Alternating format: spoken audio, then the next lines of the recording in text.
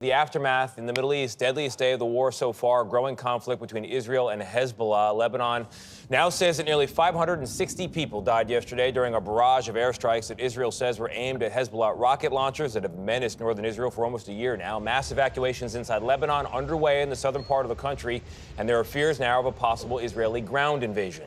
And we've learned that President Biden, who's speaking today at the UN General Assembly, is sending a small number of additional U.S. troops to the region. We'll have more on the president's remarks in a moment from Weijia Jiang at the UN, but we begin with Chris Livesay in Israel. Chris, good morning.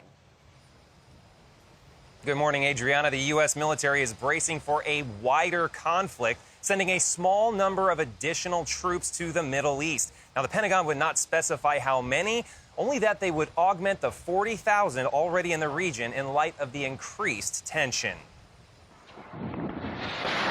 Wave after wave, missiles landed across Lebanon. 1,600 strikes in all, according to the Israeli military. The attacks continued overnight, setting fire to buildings and homes.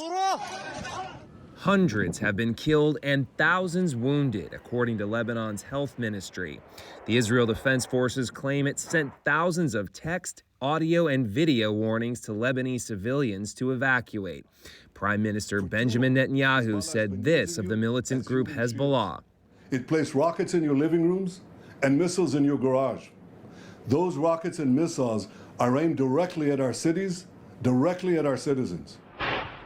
The Israeli military said these videos capture secondary explosions after the initial airstrikes, as those hidden weapons detonate.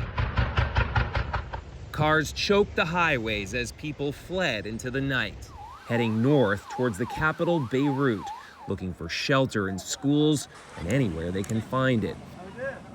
After a week of crushing blows to Hezbollah, a ground invasion is almost certain, says retired Israeli Army Colonel Kobi Marom. Is Biden administration going to like it? No.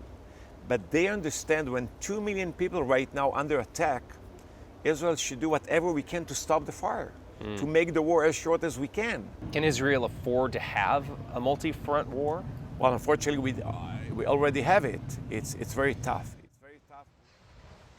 The Pentagon says Defense Secretary Lloyd Austin has been pressing Defense Minister Yoav Gallant for a diplomatic solution to the fighting.